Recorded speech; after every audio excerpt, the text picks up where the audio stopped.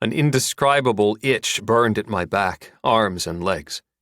Yet I couldn't do anything about it. The impulse to move was maddening. I wanted it to stop. The pain, the itch, and nausea.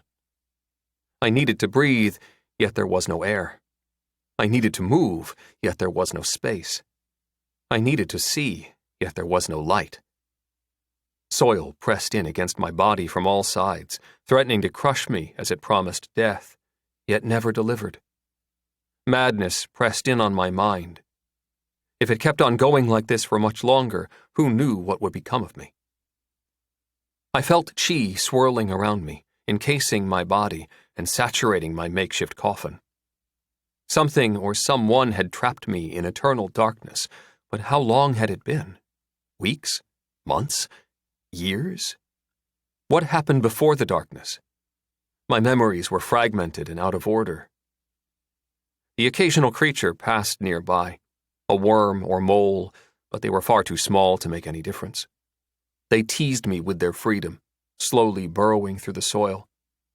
That movement, that reminder, just made me want to move even more. The tingle in my limbs became an ache. The ache a simmering fire until I silently wished for eternal death. What else could I want when stuck in darkness, unable to even lift my finger? I eventually realized that although I couldn't move my body, I could reach out with my thoughts. I felt them leach into the ground, moving like tendrils that wormed their way through the soil. I felt voids in the ground, then stones. My acuity gained sensitivity. Then I felt the roots of trees and grass. I found the world above and the sweet promise of freedom. My elation faded as the dark and crushing reality of my situation settled back down upon me.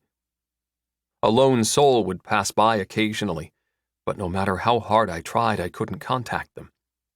My chi pool was too small and too weak, too indistinct for anyone to sense it. Over time, hundreds, perhaps thousands of men and women passed my resting place, and not even one had figured out who it had been that reached out to them from deep underground.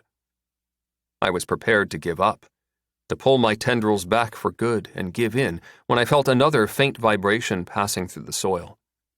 Someone was moving nearby after a full moon. They sat down and rested. I focused, pushing the pain, doubt, and uncertainty aside, focusing on a single task: gather all the chi I could and push it outward. I leached power from the soil, the insects and animals within reach, and forced my influence through the soil's top layer. It lashed only air until finally striking a person. I had no idea who or what they were. All I knew was that they radiated chi, a similar kind to what I had been slowly cultivating. The source of chi pushed a wave of its own down my tendrils, and then I felt it. It was stronger than what I was able to send out. Much stronger. I focused yet again, fighting to establish a mental link. Just for a brief moment, just long enough that I could deliver a message.